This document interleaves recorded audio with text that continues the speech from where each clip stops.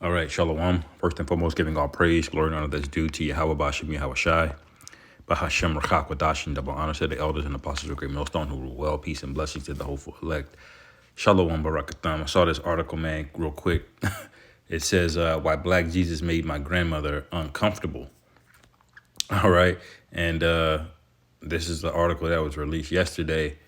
And I was reading a little bit of it, man. It's just sickening, okay, because it just reminds you of how Esau put all of our people into a trick bag by having the woman lead, okay, and then propagandize us basically with movies like Soul Food, all right, the Best Man, where you have these women taking the leadership role, all right, and what happens? White Jesus gets put above everything, man. All right, I'll find some of this about this woman like named Ma Jones. All right, scrolling down, it says, by her own careful design, Ma Jones was the personification of Black matriarchy. See that's where it starts, man. All right, that's how white Jesus got plastered everywhere, and you know by how much the Northern Kingdom are a bunch of simps today that their women had a major role with idolizing Cesare Borgia, man, because that's exactly who that is. That's an idol, okay? And it says loving, hovering, caring, devoted, almost to the point of martyrdom. She worked 3 jobs, not for herself, but for the family, not for herself, but for our future. Now, is it because she's a widow? You know? See, that's what they'll try to make it seem like it's virtuous for a single mother to be out there on her own. It's not, man. There's nothing virtuous about this. All right, anyway, it says we found a painting of Jesus who was chocolate brown as Ma Jones. So they found an image of Black Jesus. All right, and I'm going to skip down a little bit because they just go through the nonsense. But it says, when gift giving time came, my sisters and I worked as a team to ceremonially reveal our studious selected present. Our grandmother looked on smiling. We carefully unsheated our Jesus, and we watched our grandmother. Recognition slowly dawned. My grandmother's smile turned downward while we stood, primed and positively beaming. Her smile transitioned to a gasp. Our spirits could not help but droop. So she was upset that the Lord could look like us, you see? And this is from decades and decades of a Christmas demon. See, Christmas is not benign, okay? People make you think that it's all about mirth and the holidays, but what it does is it has a dark, depressive spirit on you, all right? Where you can only see the people that have committed the most atrocities in the history of the world as your God, as your ruler. And people don't think of it like that, especially Jake, man. It says our spirits could not help but droop. Our Christmas dresses and shiny knees at once seemed like overkill. Our grandmother turned to the left room, holding her hand over her mouth. Sacrilege, you see? So this woman was used to white Jesus, basically, man. All right? What do the scriptures say? Let me go to Jeremiah 10 real quick. Verse 2, it says, thus saith the Lord Yahweh, learn not the way of the heathen, and be not dismayed at the signs of heaven. For the heathen are dismayed at them, for the customs of the people are vain. All right, so all of this shit is vain. And you may think, oh, it's vain, well, what's the big deal? Well, there's a demon associated with vanity, man. All right, you can suck all of your life and your spirit into something that doesn't mean anything, and to avoid a black hole, man. Okay? Wasting your time is going off, man. You're not supposed to sit around all day and do nothing and having just live a life of vanity. Don't have any ambitions to accomplish anything, to do something for the Most High or your family. You know, that's a demonic spirit, man. Okay? And celebrating a high holy day that is pagan on the left-hand side that the devil came up with, that's vanity, okay? It doesn't further you. It doesn't benefit you, because ultimately it doesn't further you in the eyes of Yahweh Bashim Yahweh Shai, man, all right? He sees you as a liability, man, not an asset. So when the day comes when he's got to do the sifting, what's going to happen? All right. So it's not benign to just giving gifts. How they try to downplay it, It says, for one cut of the tree out of the forest, the work of the hands of the workmen with the axe. They deck it with silver and gold. They fasten it with nails and with hammers, that it move not. They are upright as the palm tree, but they speak not. They must needs be born, because they cannot go. These are dumb idols, man. All right. Made out of wood. Once you cut a tree down, it's dead, man. All right. It says, be not afraid of them, for they cannot do evil, neither also is it in them to do good. Okay. So what is the point of going through all of this? A high holiday that the Most High didn't even set up, man. All right. There's any more on this article? It says, babies of the 60s, we were shocked and incredulous before our era. Black people were discouraged at every turn. We were conditioned to look white or be called ugly. Okay, and these old women that spewed all this nonsense down with no father in the home down to their further generations have gotten us to basically internalize this nonsense, man. All right. It says mostly everything you bought was organized for the white skin, makeup, toys, hosiery, books, white all around. The color marked nude or flesh was pink or beige. All right. They're just explaining it. That may be all that there is on this.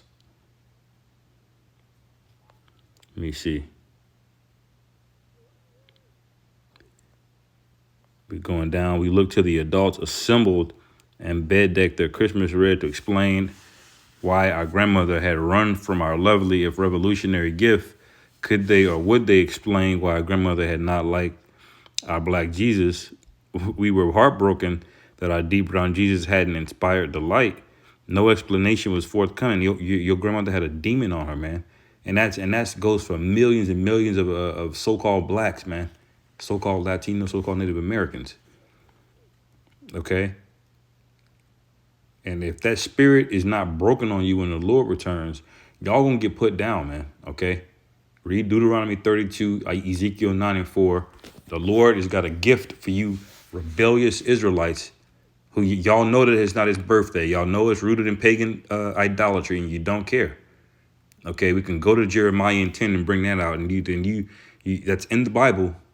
When you say you believe and y'all scoff at it, you find an excuse, okay, to continue on in your madness, man. Matter of fact, let me just go over to Isaiah 40 real quick.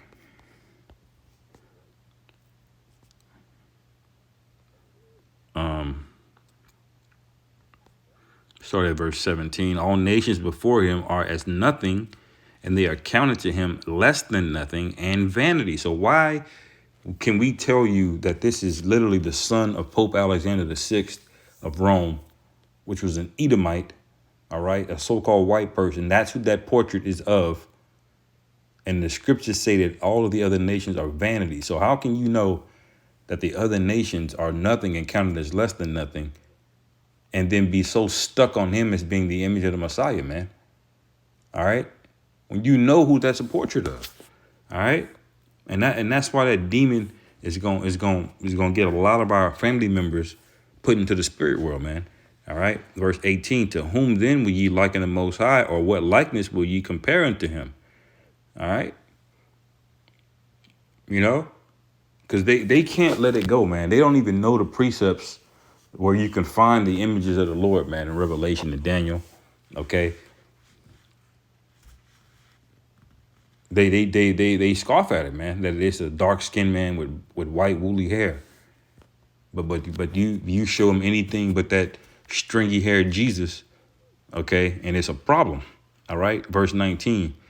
The workman melted the graven image, and the goldsmith spread it over with gold and cast the silver chains.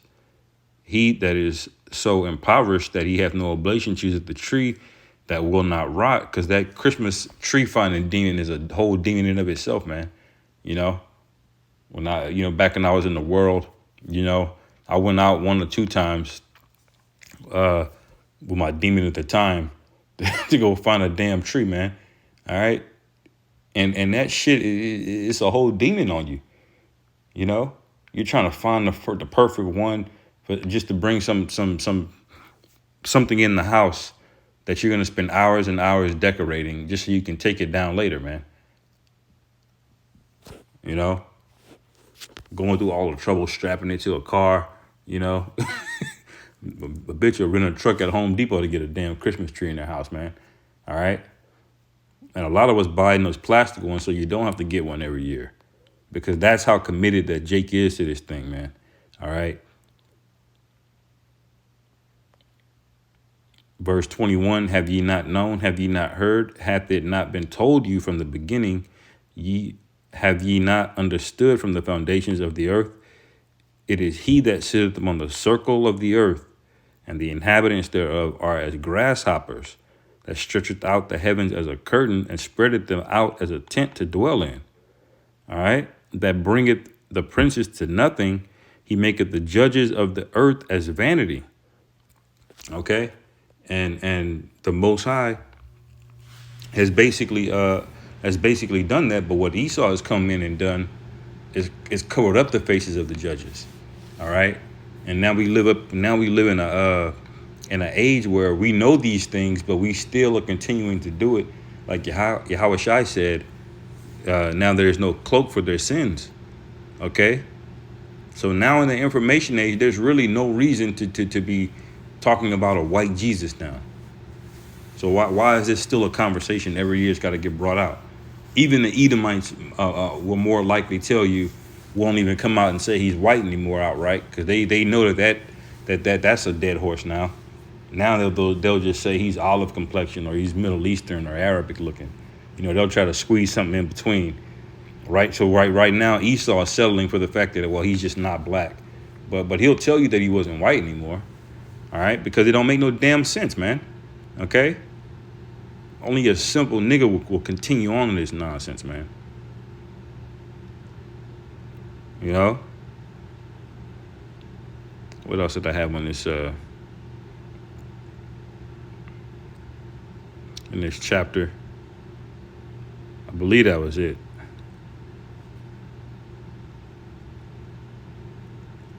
Let's see. That's basically it on this matter, man. You know, you get the point. That was in Jeremiah 10. There was another precept I thought was along with it, but I might be mistaken.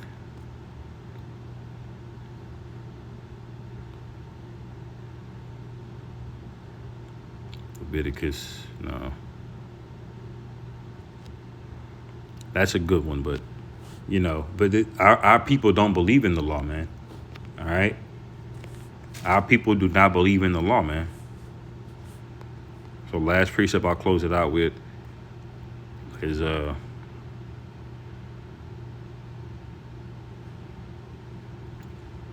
Isaiah 47:7, and thou saidest, I shall be elated forever, so that thou didst not lay these things to thy heart, neither didst remember the latter end of it. Okay, because y'all think that y'all can continue to worship an idol now knowing better, and there's nothing's going to come of it because you're not committing murder or you're not stealing. But the Lord has got aught with you, man. It says, therefore, hear now this, thou that are given to pleasures, because that's what Christmas has become. It's a time it's like binge eating. You know, people eat with their emotions and they get fat and overweight. Well, people spend with their emotions as well, too, and they get in debt, man. All right. And Esau's making a bag off of you while you're getting hopped up on your own dopamine, getting more and more in debt. All right. Locked into a vicious cycle that's going to destroy you and your family. All right. And proud about it, man. All right. So you were the ones given into pleasures. It says that dwellest carelessly, that sayest in thine heart, I am and none else beside me. I shall not sit as a widow, because these same women will think that they're going to still find a man there in their 40s and 50s trying to hold out, trying to make a man wait 3 or 4 dates to give up some box, man. Talking about, you got to treat me this and I'm not accepting anything. You're 40, you're 50 years old. Okay? So that demon from Big Mama has been passed down with this new version that's even more proud, man. All right. And it says, I am and none else beside me, that I shall not sit as a widow, neither shall I know the loss of children. Okay. But these two things shall come to thee in a moment, and one day, the loss of children and widowhood. They shall come upon thee in their perfections, for the multitude of thy sorceries, and for the great abundance of thine enchantments. So that's pretty clear, man. You know, we bring that out a lot, but it is what it is, because, you know, Jake has absolutely no excuse. Really, you shouldn't even be into the Christmas spirit or the holidays at all whatsoever, man. All right. We're supposed to pull back out of this thing, you know. But anyway, I'll close it there, man. Lord willing, this is edifying. Call halal Yahweh Bashim Yahweh Shai. Bahashim Rachakadash. And Shalom.